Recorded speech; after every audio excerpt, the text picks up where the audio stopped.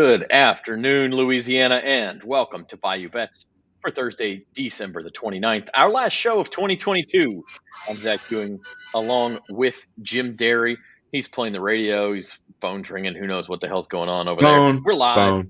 We're live. It is the start of really one of the best sports weekends of the year. I think everybody would agree. At least football fans would agree. You have college football's biggest games this weekend.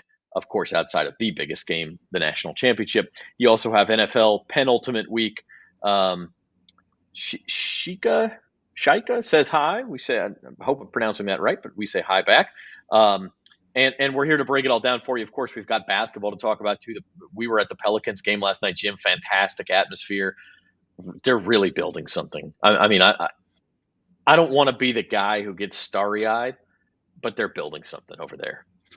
Well, they're so deep. And now last night, saying that, if they didn't have Zion last night, they would have lost. I mean, they clearly would have lost if they not had Zion. But to me, when they play, I thought they played fairly poorly for overall. I agree. And to play poorly, and it's not the first time they played poorly and won. So that's the sign of a good team, to be able to shake through a 10-point, 11-point deficit in the third quarter, 5-point deficit with 2.5 to go, and find a way to win. That's what they're doing. They're finding ways to win. And I think if last year is any sign at all, what Willie Green was able to do with a team going down the stretch, I think they're only going to get better. So I don't think your head's in the clouds by saying this team could be something special. Yeah, and I mean, you're right. Without Zion, they lose the game. But Zion, in my eyes, is now a top 10 player in the NBA. Yeah, and so it's easy. Like, of course, yeah, if you don't have him, it makes a difference. And then the other part of that equation is that Brandon Ingram's been out. He's supposed to be back next week, they're saying, January the 4th, next Wednesday. And you know, you got to integrate him into the rotation, things like that. Didn't they say that about Zion last year, though? Yeah, well, it was going to be back in December, then it was going to be back in January, then it was going to be back in Mardi Gras. They did. But I mean, I don't think you can necessarily poo-poo everything they say now. Of course, Michael Thomas has been down that road as well. And I also want to mention last night, LSU basketball, a huge win as well, beating Arkansas at home to open the SEC slate. So a couple of big basketball wins. And we'll talk basketball, but I do want to turn the attention to football, Jim. Yeah, and LSU trailed by quite a bit to Arkansas last night and made a nice little comeback. So just goes to show, LSU never gets respect in basketball until they actually start doing something. So we'll see if Coach McMahon can get this team rolling. It's an entirely new team from last year. There's no one left over. It's a completely new team. So it's a really hard team to predict because we don't know who they are. Yeah, and the schedule has not been very good until last night. So It's kind of eye-opening to see them do that. Now they got to go on the road. We'll see. It's a long SEC season. But encouraging nonetheless, especially for those of us looking for something to watch when football ends, which it will, unfortunately, sooner rather than later. We've got 2 weeks left in the NFL season. We've got college bowls. So let's dig right in. I want to remind everybody that Bayou Bets is brought to you by Caesar Sportsbook. And speaking of college football, you can get a set of 3 LSU commemorative posters. They're front pages from years past, from Joe Burrow's Heisman, from national championships. You can also get Saints posters from their Super Bowl. You get to pick out the 3 that you want. Go to lsuposter.com. All you have to do is sign up for Caesar Sportsbook as a new user and make a deposit and place a minimum of a $10 bet. And the 3 posters are yours. That's a $90 value. So pretty good deal. And you get going on all of the sports betting fun. The weekend actually has already started. There's a bowl game going on right now. Who's it? Syracuse and Minnesota. I'm praying. My fingernails are on the board there, trying to hold on to the under. One more score and I'll lose. But these two teams aren't very good offensively, so I got a shot. See, so you just put a little bit of $10, $20, whatever. Yeah, just to under, and all of a sudden you have more fun with these things. That is correct. That is the only reason why I bet it. Yeah, that's right. And probably Thursday night football in the NFL tonight, you're going to need to put some money on it to be entertained because the Tennessee Titans are playing the JVs tonight. That line, did it go up again since I looked last time?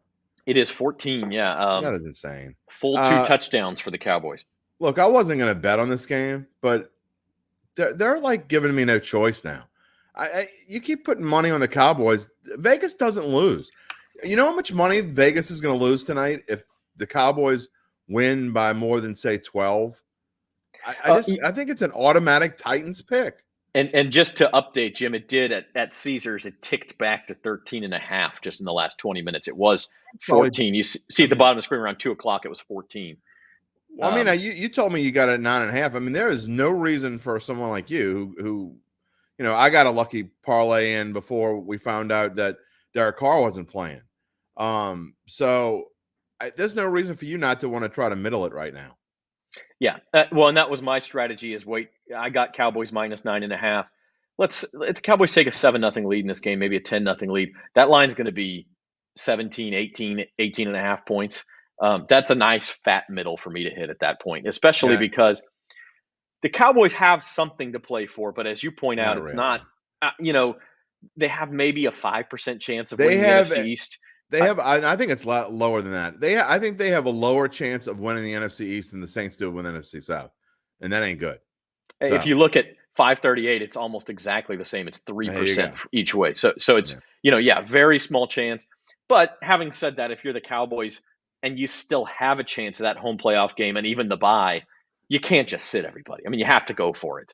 No, but I think you can sit people in the second half, though. Right, and that's why I think if you're going to bet on this game, you have to look at a live betting opportunity, or maybe you're betting Dallas in the first half. Because I could see them jumping out 14-3 at halftime. Okay, let's shut it down and let's win this game 17-6, whatever it is. Run. And from what I understand, Tony Pollard's banged up, so he may not play tonight, which is good for me if you got Ezekiel Elliott in the championship game, although you don't know how much he's going to play either. So, but you got to think that if Pollard doesn't play, Zeke's going to get a decent amount of carries in the first half before they rest him. Yeah. All right, quick rundown of the other local teams playing this weekend before we kind of get into a more national perspective. Saints Eagles on Sunday, and real interesting. This line opened Eagles -7 all the way down to 5.5. Today, again, kind of like that Titans Cowboys hit 14. Some people finally hit their breaking point and bought back the other way. People hit their breaking point, bought back the other way. Eagles now at 6.5. I think I told you that was going to happen, although I was surprised that it happened this early. In fact, I didn't even know till you just put that up there. What that tells me is that some betting group, some tout service released a line and said, "Hey, take Eagles -5.5." Sure. A bunch of money came in, and now you get a full point movement in the matter of minutes. So 6.5 is the line. A couple of weeks ago, a month ago, people looked at this game as an automatic loss for the Saints, and it is. I don't know if I'm at automatic. I don't know if I'm at automatic. The Eagles have multiple things to play for here. The Saints have just finished beating one really bad team 2 weeks ago and a bad team last week that you can't judge anything by because it was played in ridiculously abnormal conditions. It was completely random. So you can't judge anything about what the Saints have done in the past 2 weeks. The Saints are going to get the doors blown off of them Sunday. I'm sorry. I mean, I know people don't want to hear that, but this is not a good matchup for them whatsoever. It's a little better with the fact that it's Minshew and not Hurts because Minshew doesn't run as much. But this, and also the Eagles have a couple injuries, especially one on their offensive line. But I know that the Saints are playing with heart and bravo to them, but they're still poorly coached and they're still not going into an unfavorable position. Weather is not going to be a factor in this game. They're going to get run all over. And they don't have anyone that can stop A.J. Brown or Devontae Smith, by the way. And that's the concern, is that the Eagles' running game and defense could win this game by itself. I think if you make Minshew win the game, the Saints have a chance because they are good enough with the pass rush, especially against an offensive line that's banged up. And from the Eagles' perspective, I mean, look, yes, they have things to play for. They need another win to secure the division and the number 1 seed. Well, they get the Giants next week. They have 2 chances at it, is what I'm trying to say. If you want to give it another week to rest Jalen Hurts, which is what they're doing, to rest Lane Johnson, the tackle, which is what they're doing, I could see where the Eagles, not that they don't want to win this game, but this is not the Eagles from a month ago. And so I think if I'm betting on the spread, I'm going to take the Saints with 6.5. I don't know that they'll win the game, but I do think they stay in it. God love you, Zach Ewing. I think this is a double-digit loss for the Saints. And you forget the fact that Philadelphia has the Saints' first-round draft pick, which they want to pound them into oblivion even more. So, The I mean, more the more the motivation. Saints lose, the better off the Eagles are. And the Saints could have a top 6, 7 draft pick. That's where they are right now. So it's an interesting situation. Again, all things being equal, again, weather not a factor. I think it would probably be better for the Saints if it were going to be in the muck and maybe really cold again. I actually think that would probably better them because they showed last week when they figure out that they know how to use Taysom Hill. Now, Alvin Kamara, by the way, has some kind of issue. We don't know what it is. He has some personal issue. He may not play Sunday.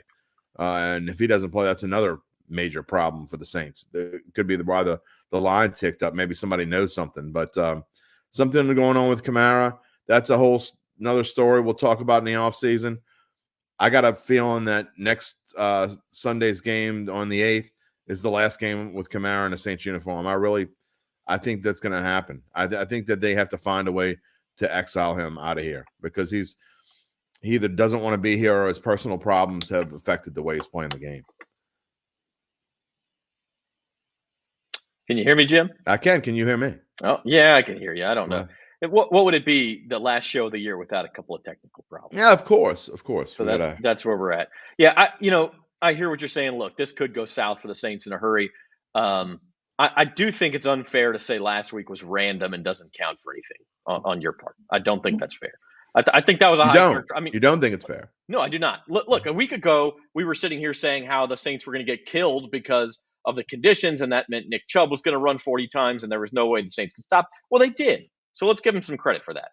Nick Chubb is, again, I'm not trying to make too many excuses, and I don't want to sound like I'm just down. But the fact is that Nick Chubb has been banged up for a couple of weeks, and he wasn't himself.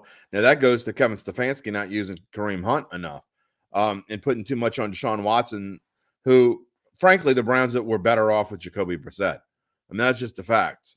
But weird game. I mean, I'm not saying what you're saying is wrong, but also I just think that if you play that game in ideal conditions, I think it's worse for the Saints. Yeah, I mean, that may be true, but I just don't think we can sit here a week ago and say this is a terrible situation for the Saints, and then the Saints go and prove us wrong, and us say, well, that was a fluke. Because I do think, honestly, it's their best win of the season. I think Seattle's probably their best one of the season, but considering road interconference game, I don't know. They don't have a lot of good wins.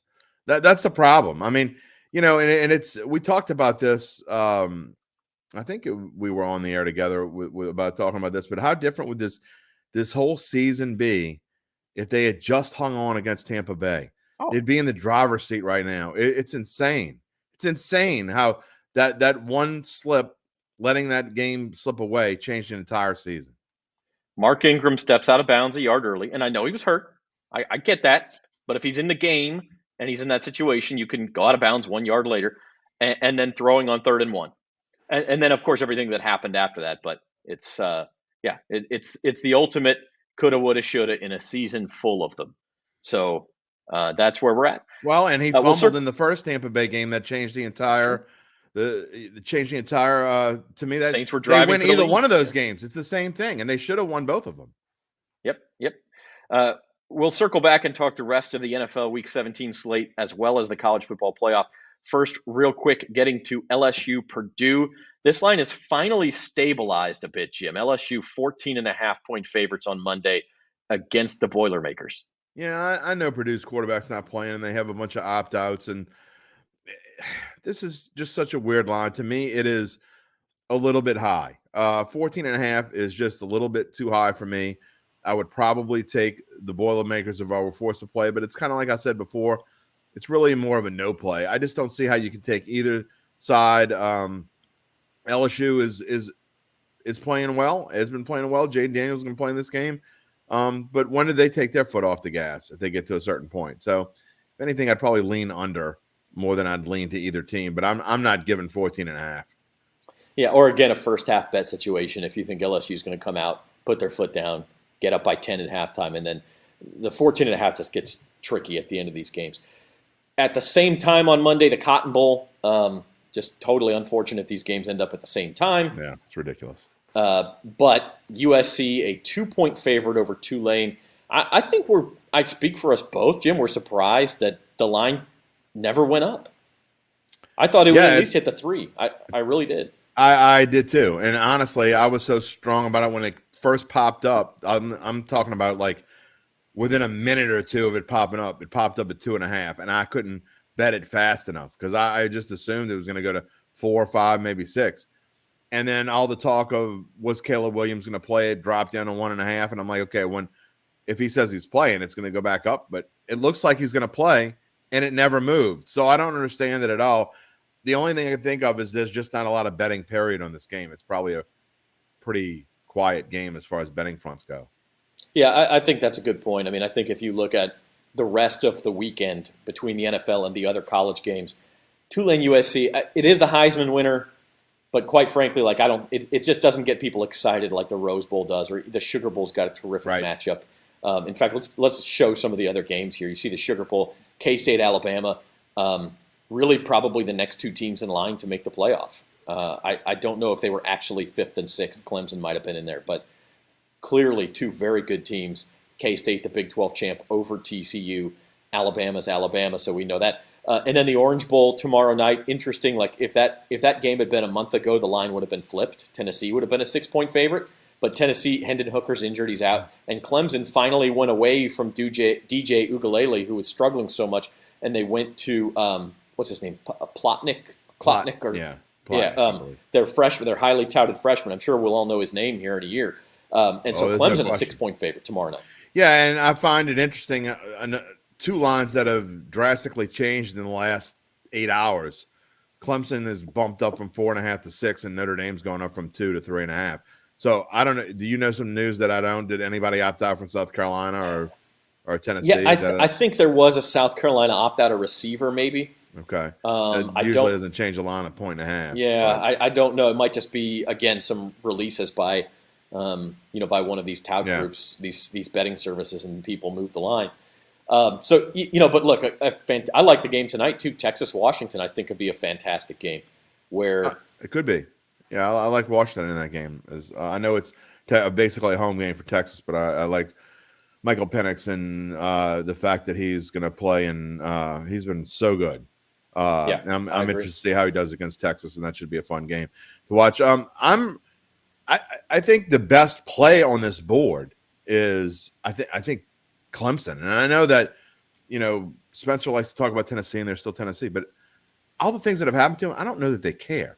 Whereas Clemson, I think, is really leading it. Dabo is always big on bowl games. He plays it obviously a lot in playoffs, but Dabo's big about bowl games, and he takes them seriously. And I think Clemson's going to come out and play really well in this game, and I think they win easily. So I think there's big value there. Yeah, Cade Klubnik is his name. I apologize to the Klubnik family. Okay. But I think this is a kid. If you watched him in the ACC championship game, which I don't think many people did, we're all going to know his name in a year or so. He is very good. He's they'll be in the DJ playoffs was supposed to. For sure. Yeah, and I think to your point, Spencer says Tennessee is Tennessee. Well, Clemson's still Clemson, and who's been proven for longer here? It's Clemson. Yeah, and the only reason why they've been kind of bad is because their offense has been stagnant, and that's because Ugalele has been terrible. So Dabo just kind of waited too long to pull the string there. They have Klubnik starting, and then Tennessee, like Josh Heupel's offense runs roughshod over a D that is physically overmatched. Clemson's D ain't going to be physically overmatched. What about this, Zach? Another interesting game. How does Mississippi State respond to just the about death to bring of their that coach? up. And Illinois was favored. Not by much. I think it was by a point or so about a week and a half ago. And that line has moved towards Mississippi State. And I just don't know. It's not a game I would bet because those games, just to me, and this used to be the Outback Bowl, so it's a pretty big bowl. And it's so hard to predict. Yeah, I agree. Just emotionally, you would think that's one where you watch the first series or two, right? See how emotional Mississippi State is. See how it's responding, especially on defense, how they're playing. Are they being physical on the offensive line? And if they are, even if you got to lay 2.5 or 3 instead of 1.5, maybe you match the button at that point. But you have to be careful, too, because emotion only lasts so long in a football game. You've seen times when teams have come out and been emotionally charged up, and then, the emotion kind of fades away after the first couple series. Sure. And so you have to be careful with that. But I do agree. If that those in the trenches is where you look. Because if they look like they're really into it, I think you could get some value on. But I think Illinois is a lot better football team than people think. Uncle Big Nick's been winning a lot with Illinois this year. Yeah, the one thing I'll say is Illinois has to win games 17-14, 20-17. They win these low-scoring games. Brett Bielema is their former Wisconsin, Arkansas coach. So if Mississippi State does have enough emotion to jump out to a 7-0 lead, 10-0 lead, that's a big deal in that game. I mean, that's a much bigger deal than it would be in most college games. And then one more while we're on the topic, the Rose Bowl, which Monday, by the way, you got the Tulane LSU coinciding games, then the Rose Bowl, then Bills-Bengals Monday Night Football. So, like, the football weekend is not over after Saturday and Sunday. TV is going to get a workout this weekend. Yeah, yes, it is. James Carville, his Blue Plate special, he gave it to us this morning right here on the Bayou Bets YouTube channel, and he gives them to Tony Kornheiser every week. They're 17-0 this year. What? 17-0 with his Blue Plate special. I'll ruin that. I'm going to go play it. What is it? Yeah, it is Penn State +2. All right, so well, not the money line. It's Penn State +2. So I think I may have to follow Mr. Carville on that. Yeah, well, I'll ruin that streak in a hurry. You want to put money on it? Let's put a bundle on it. Yeah, exactly. You got all right. What, 100K? Yeah. So no, don't have the money yet. So not yet. So we got good bowl games Friday. We got games tonight as well. Saturday is a huge day in college football. We mentioned the Sugar Bowl to start. Then we talk the semifinals. Okay, so the first one is TCU Michigan. Line opened at 9, got down to 7, ticked back to 7.5. And it's just sat there. It is sat at 7.5 for 3 weeks now. That's what do you make of that? Value in the playoffs. Over. Over this game 58 is going over. All right. Both of these teams can move the football. I'm not enamored with either defense. We saw what Ohio State was able to do in Michigan even in a loss. I'm not saying Max Duggan is C.J. Stroud, but he's not that far off. I think this is an interesting game because I think it's going to be high scoring and fun. So, but if I had to take a side, I'd take Michigan. I think Michigan is the better team by far. I think that Michigan and Georgia are set on a collision course. However, and I don't want to spoil the next game that we talk about, but it's going to be an interesting weekend. I think one game's going to be a blowout and the other one's going to be super tight. See, I actually think this may be the year we finally get 2 good semifinal games. Nah, I don't think so. Look, is Michigan better than TCU? Yes. I mean, I think they're You've right been on favorites. TCU's bandwagon for I've been on their bandwagon as far as they deserve to be there. Okay, as far as how good as they you are, think they deserve to be there. No, on resume, they objectively deserve to be there. We're not going to open that can of worms again. Oh, why not? But look, if you look at Sagarin, if you look at SP Plus, if you look at Massey, some of these computer rankings where betting lines tend to, I'm not going to say they just follow those rankings, but they don't anymore. The thought process is the same way, right? Like they're looking at how these teams are doing per play and per drive more so than they're looking at just final scores. And they say TCU is about 6 to 7 points worse than Michigan. Okay, so to me, getting that hook means value in TCU if I'm going to get 7.5. Especially because, look, TCU, they've played a pretty good schedule. People poo-poo the Big 12. Texas was very good. Kansas State was very good. Texas was not very good. Kansas State was not. They lost to Tulane. Texas lost to Alabama by 1 point. Should have won that game. That was with their backup quarterback. That was early in the season. So, TCU, have they played a team as good as Michigan? Maybe not. But they've played some teams close to that, and they haven't come close to losing by 7.5 points. I mean, this is a tough team. They've won every game until they lose to K-State in overtime in the Big 12 championship game. You're giving me 7.5 points. I'm going to take the Frogs. Okay, well, I'm telling you this is why I like the over because, first off, I don't necessarily agree with you, but I do agree with you with one part of it. I think TCU's offense is better than maybe, and I know they're in the Big 12, so it's hard to figure out sometimes because the Big 12 doesn't always showcase the best defenses on the planet. But I do think that TCU's offense ranks up there with some of the better offenses in the country. However, when it comes down to them having to play defense against this Michigan team, I'm not so sure they're going to be able to stop this Wolverines rushing attack. And they can throw it well enough to win games for sure. And so I just don't think it's a good matchup for them. But hence why I like the over more than I like the 7.5 for sure. I will certainly be putting money on that. And one thing TCU has done is fallen behind in games and then stormed back, which leads its way to overs too. That's true. I do like the over in that game. And they could get it, and that's a case where you talk about, let's say Michigan's up, 28-14 or whatever. You could see a backdoor cover coming in there, and it ended up, 35-30 or something silly. Sure. Daniel Barry says, "Yo, what's up, Daniel? Nice to have you here."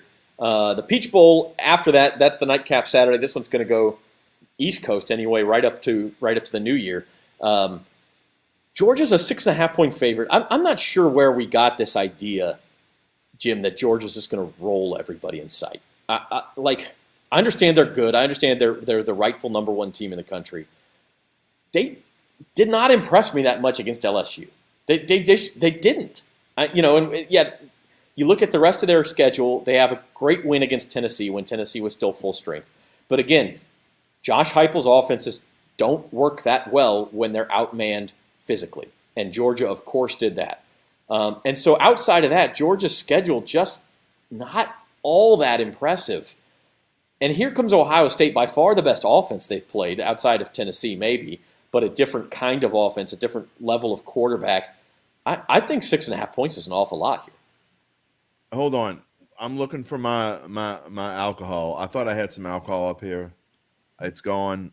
My under just got blown on the weirdest, wackiest BS play in the bad boy mowers.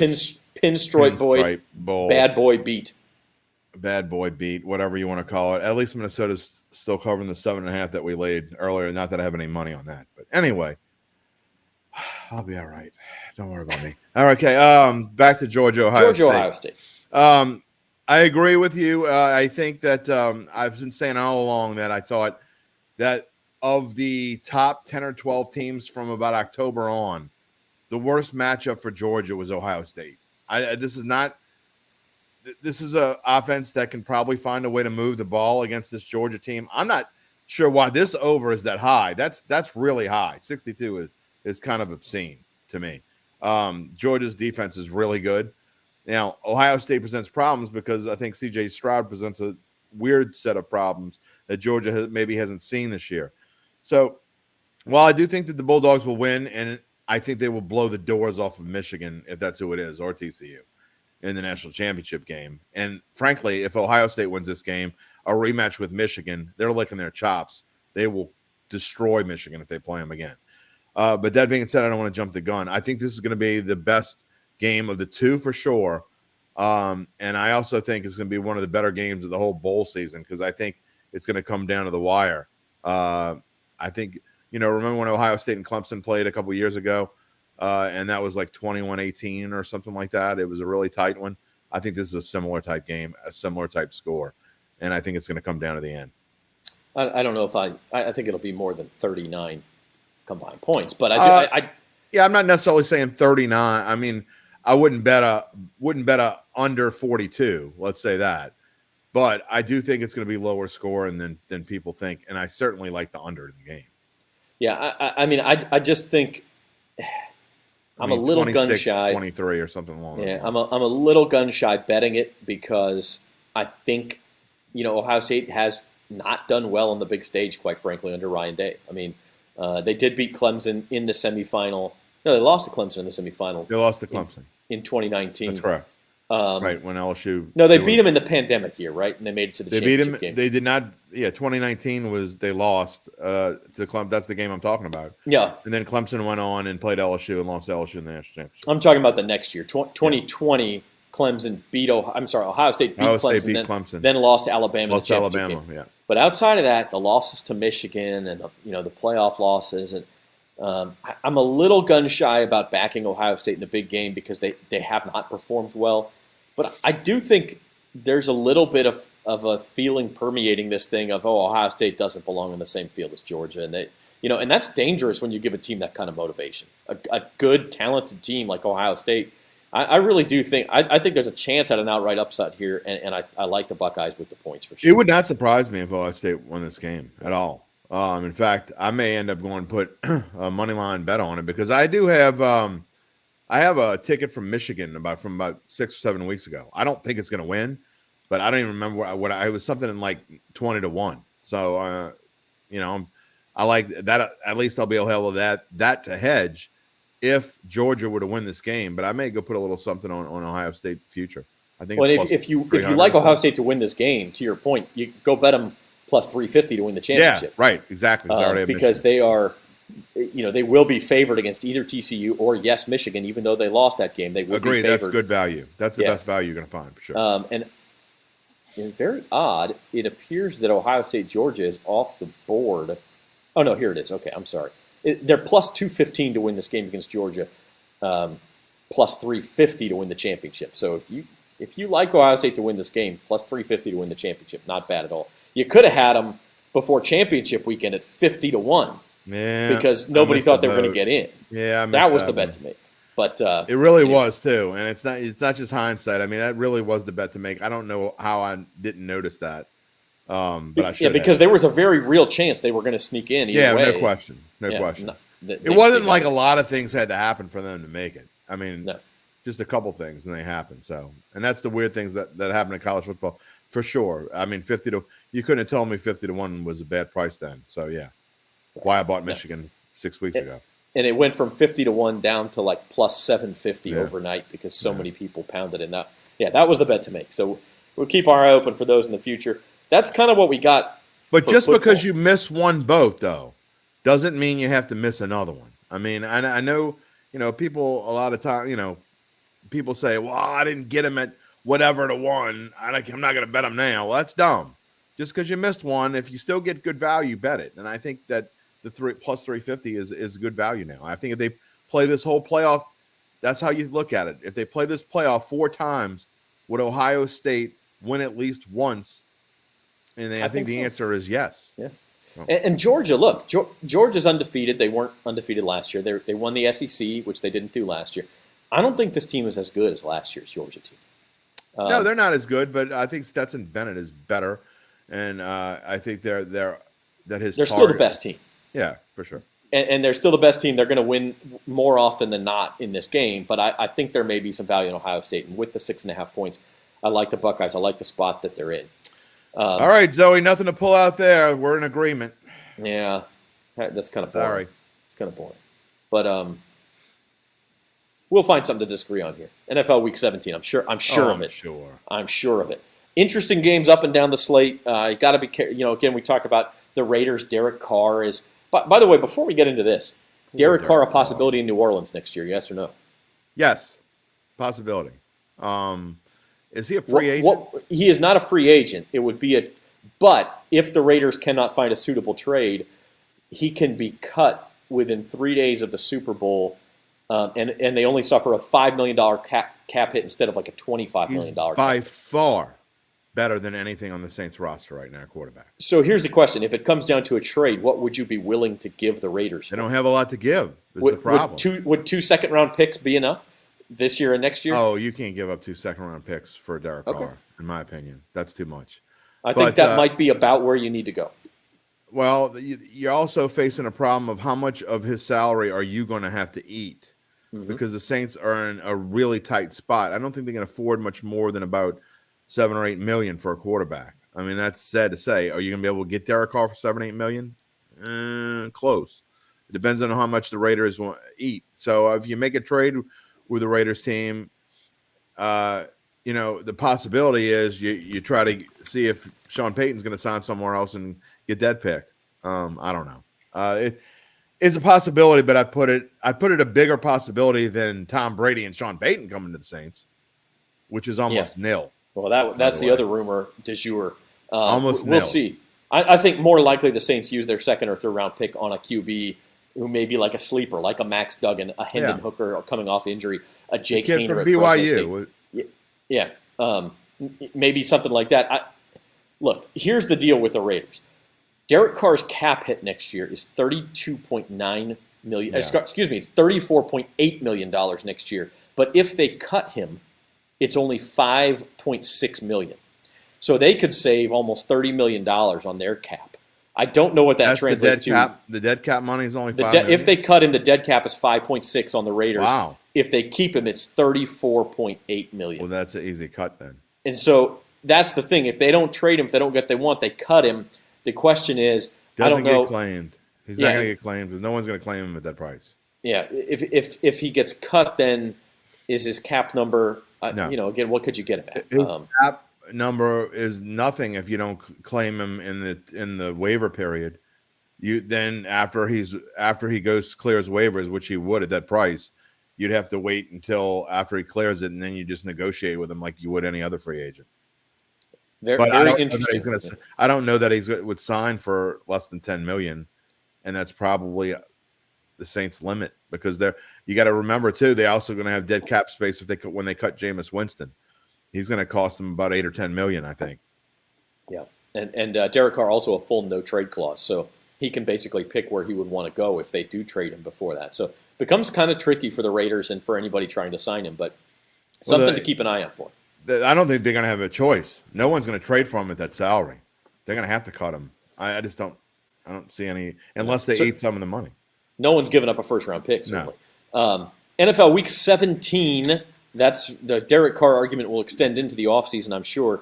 But so anyway, the Raiders now 10-point dogs against San Francisco. You see the Titans tonight are double-digit dogs.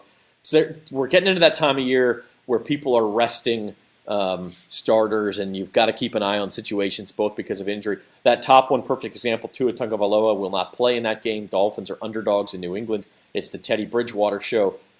Dolphins are at some serious risk after starting 8-4. They're at serious risk of missing the playoffs. They are indeed, and they're playing against a team that is fighting just like they are for a playoff spot. And I mean, who do you pick out of Bill Belichick? And well, I'm going to pick Bill Belichick. I mean, when you just talk about, I know Mac Jones isn't anything special, but look, the Patriots, they're going to find a way to win this game, I think. And 2.5 is not a lot. If you'd rather do a money line at, I'm guessing 140-ish, then do that, or pair them with someone else and do a money line, but and do a parlay. But I think the Patriots win this game, and it's not just Tua. If Tua were playing, I'd say that I think the Patriots are going to win this game. The Dolphins, Miami's not going to be able to run the ball, period. So, I mean, is Teddy Bridgewater going to be able to get the ball to Tyreek Hill? Maybe. Is he going to be able to do enough? I don't know. And it's just not a good situation for Miami at all.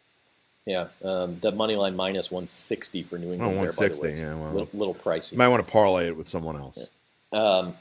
Panthers at Bucks. This is the other game for Saints Patriots fans. Packers. There you go. You can parlay a money line with that. Yeah, there you go. Probably Panthers. I would not parlay them with the Bucks. Incidentally, absolutely not. This is the game that the Saints have to keep an eye on. If they should upset the Eagles, and the Panthers can win this game, you set up a very interesting Week 18. There's also a very slim, like you think the division is slim odds, a very slim possibility that the Saints could get into the wild card conversation if they win. Yeah, I was actually, and I didn't read anything about it. I was trying to figure out in my head because someone told me Sunday night that they thought they were still alive, and I originally said no.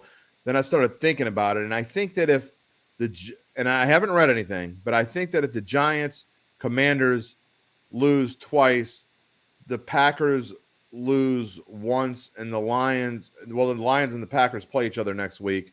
The Lions need to lose. Each of those teams need to lose once. Right. So, the Lions and Packers would both have to lose this week because they're playing each other in Week 18. So the Lions would have to lose this week, and the Packers would have to lose to the Vikings this week because then they play each other in Week 18. And I think the Saints would lose to the Packers in a tiebreaker, so they would need the Lions to win that game. Besides the other things they need to happen. Yeah, so it's less than a 1% chance. It is the longest of long shots, but it is a possibility, and probably the biggest upset that needs to happen is the Saints winning in Philadelphia. But if that should happen, Panthers, Bucks, you keep an eye on. They also need the Seahawks to lose they need to lose at least one game, so that's very interesting there. The Jets are road favorites. Mike White back under center for the Jets. Line. That is one of the most ridiculous lines I've seen all year long. I don't care if Mike White's back. Mike White is nothing special. I mean, I get that he's better than Zach Wilson, but who are the Jets to be laying 1.5 on the road in Seattle, land of the 12th man? And they may cover. Good for them if they do. But that line is ridiculous. It goes to show that that people out there jump on certain teams, and Spencer and I were talking about this last night at the game a little bit. Just certain teams. It's not just sharps. It's Mabels and it's been a weird congruence, I guess, of Sharps and Mabels and maybe they're all getting drunk together. I have no idea what the hell's going on. But I've seen some really weird stuff where these Sharps love the Jets and the Jaguars, and they can't stand the Vikings. And I mean, I actually had this guy that I super respect. Okay, I've been listening to him for a few years now. I mean, guy is incredible. It's some of the stuff that he predicts and the way he tells you how lines are going to move and all this thing. He has his power ratings, and that's how he figures out his lines and where he gets values and all that. And he doesn't go with his head or his heart. He doesn't use trends or anything like that. His power rankings, whatever his power rankings said, if his power rankings say this game should be -3 and it's -2, then he's taking the team that's -3, period. And he wins a lot of money doing that. But anyway, so teams get, they start at 0. An average team is 0 all the way up to 8.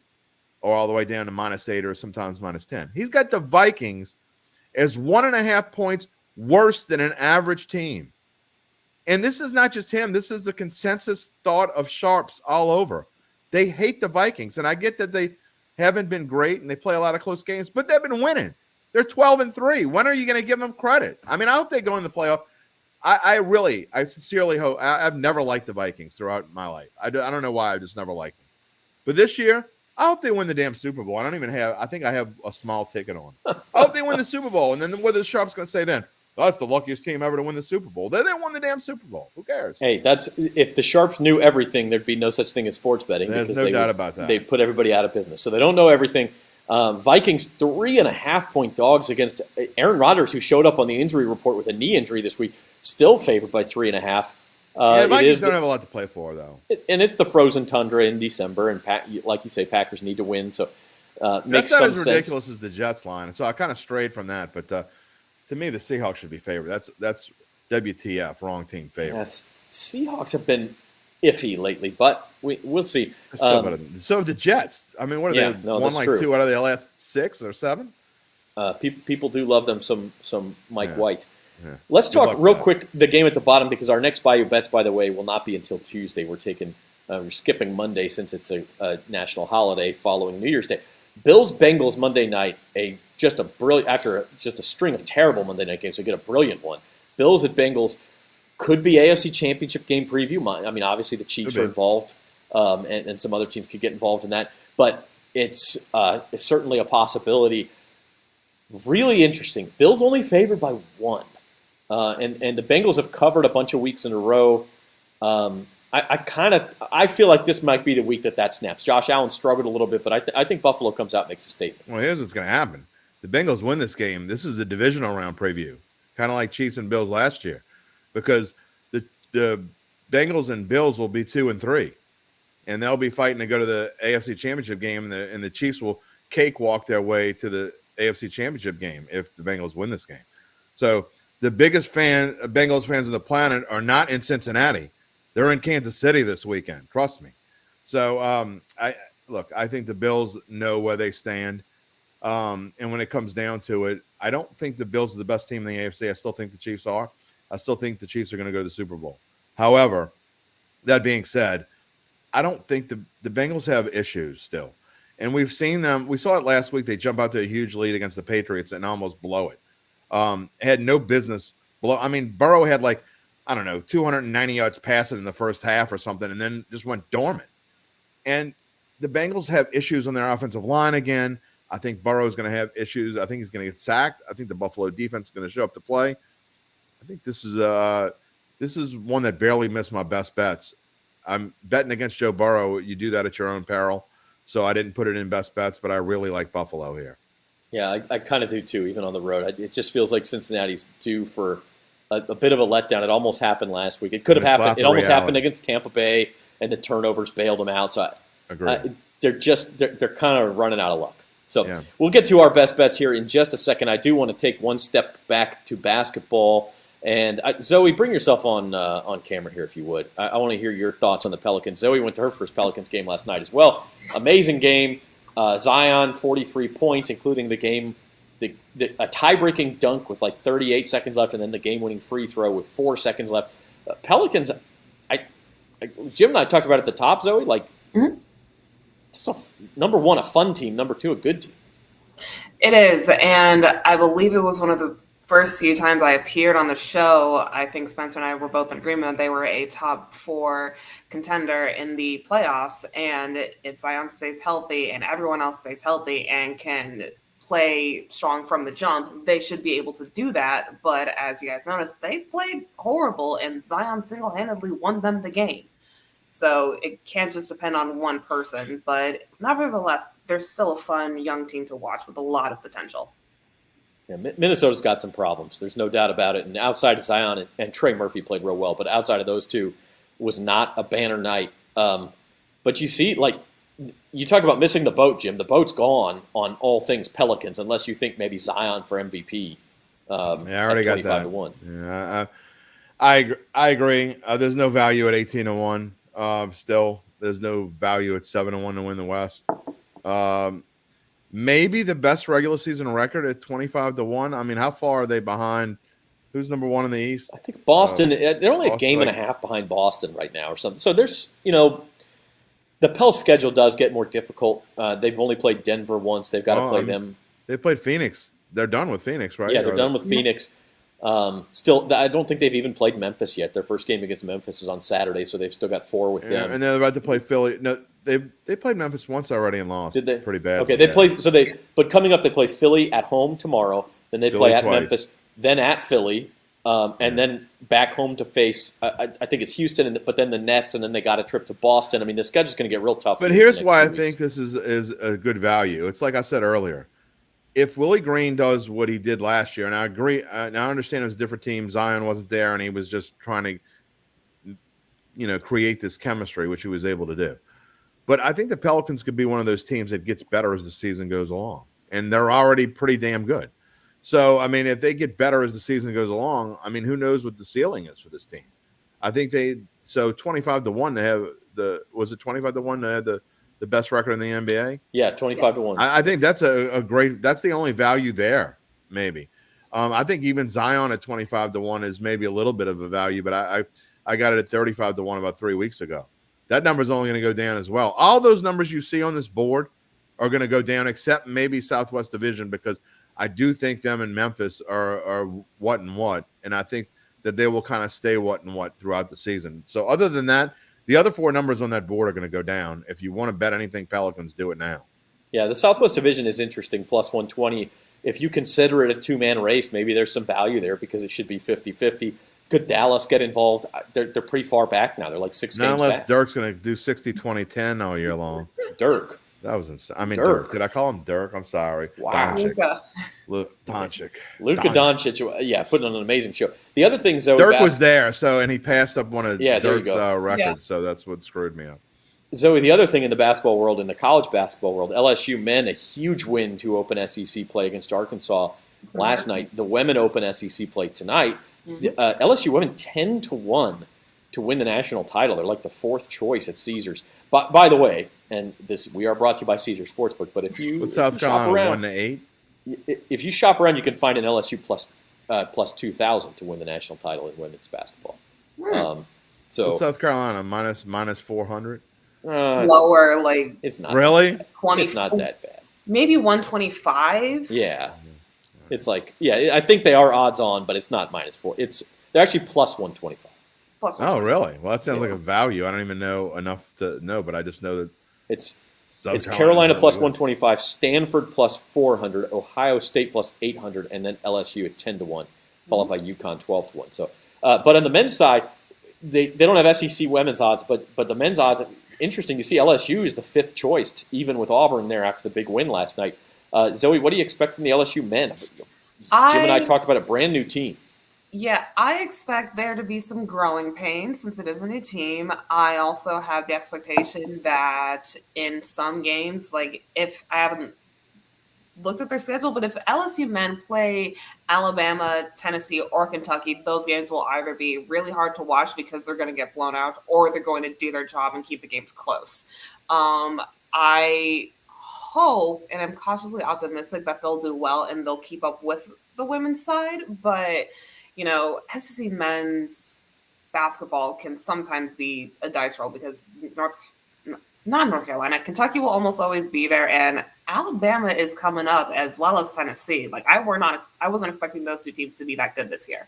Well, look, LSU won the SEC championship a few years ago, and no one predicted they would be any good. I think the regular season championship is kind of a crapshoot.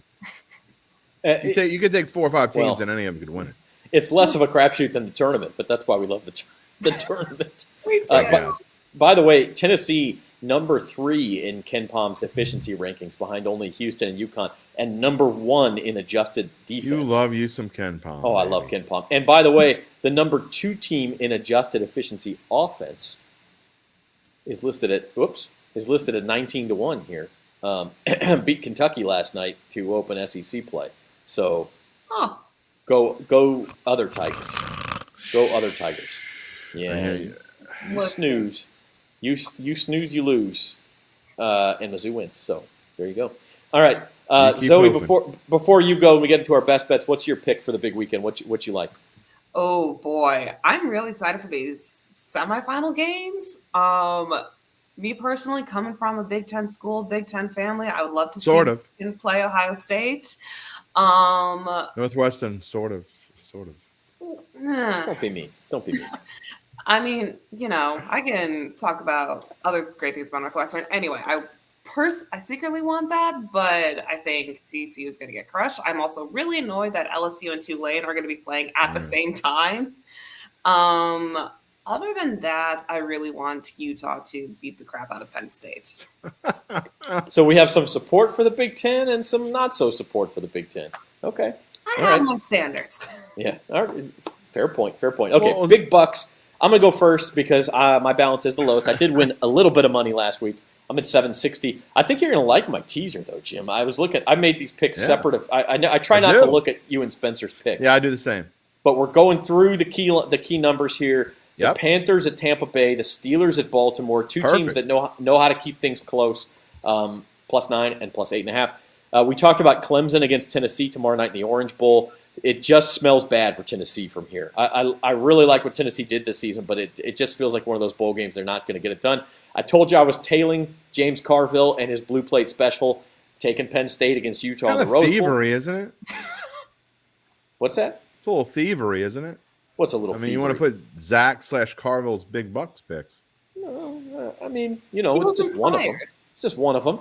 All right, and he also did say, I'm not betting the money line, I'm betting +2. So maybe he thinks he's seen the future and Utah wins by 1 point. I got Vikings-Packers over 48. Aaron Rodgers' knee injury bothers me a little bit, but neither one of these defenses can stop it. Oh, they're bad, yeah. I mean, they just can't stop anybody. That game could get into the 30s. It's not going to be bad. The weather's going to play no factor in that game whatsoever. Right. It's as opposed to last 40 weekend. Degrees. The weather's great everywhere this weekend. Like, it's not a problem anywhere. So yeah, it's going to be 40 degrees, and when I see there could be a little bit of fog, which means it's going to be humid. It's going to be kind of like our 60 in the winter. So I don't think it's going to be any factor at all. So I like the over there. And then a little money line parlay, take the Eagles over the Saints. Chargers over the Rams, and Jacksonville over Houston. Not super confident on that one, but for +170, I kind of like the value I'm getting. Well, I like 4 of your 5 picks, so there you go. All right. Okay. How about your much better with the teaser, by the way. How many of your picks do we like? Teaser. I don't know. You could tell me how many of my picks that you like. Teaser Panthers Browns. Look, Panthers, I think, even if they don't win, I think it's going to be close. And the Browns, look, the Commanders are a mess right now. I know they're going back to Carson Wentz, but I think the Browns win that game. And so you want to give me 8 points at the second leg of the teaser? Sure, I'll take it. Moving on. My chalk. Originally, I had a money line parlay of just San Francisco and Detroit at that same -112, by the way. But then the Raiders went and screwed it up, and then they're starting Jarrett Stidham, and Derek Carr's going in a hissy pout fit, and who knows where he is right now. We don't even know where he is. So I had to throw someone in there, so I'll throw in the Kansas City Chiefs. They're not going to lose Denver this week. Texans, Jaguars. Here's a little fact for you. I told you this last time the Texans played the Jaguars. Do not bet. I'm not telling you to bet on the Texans, but you cannot bet Jacksonville here in any way, shape, or form. The Texans have won 9 consecutive games against Jacksonville straight up. Not with a spread, straight up. Including one of their only 2 wins of the season against Jacksonville. I think it's going to be a tight game coming down the wire. Houston's playing really well right now. Saints Eagles over 44. I think both teams are going to be able to score in defenses. Now, this was before I knew about Alvin Kamara's problem, but you know what? I don't think it matters. The Saints might be better off without Alvin Kamara right now. I really believe that. And I don't want to bet the spread. Some of the points you made, Zach, about, you could have weird things happen in the end. You could have backdoor cover. I don't think the Saints match up well with the Eagles, but I do think they will be able to move the football. I think there's going to be a lot of points scored. And then lastly, kind of to go along with your pick on your teaser, got the Steelers in a money line parlay, not a money line parlay, a Steelers money line bet straight up to beat the Ravens. I think the Ravens are in trouble. Lamar Jackson is probably not going to start this game, and if he does, he's not going to play a whole bunch. I like the way the Steelers are playing, and there's only one way that they can keep Mike Tomlin's streak of never having a losing season together, and that's by winning this week and next week. And I think they're going to fight their tails off because that's what Mike Tomlin teams do, fight their tails off. They do, and I don't mind that pick. Here's my thing about Detroit. I think Justin Fields gets one trophy before the end of the year. I don't know if it's this week or if it's next week against Minnesota. I think he's going to get one. He's all these highlight reels, no victories to show for it.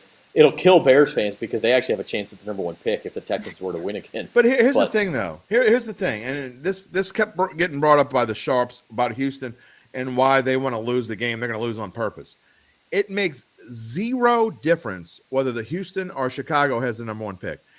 They don't want the same thing at all. Chicago has a quarterback already. Houston is absolutely drafting Bryce Young or C.J. Stroud, and Chicago but it's trade capital. It's trade capital. If the Bears are number 1, they'll trade back for 3 first-round picks. So who cares? So you're number 2, and you get whatever's left over out of Bryce Young and C.J. Stroud. It doesn't make one bit of difference who's number 1 and who's number 2.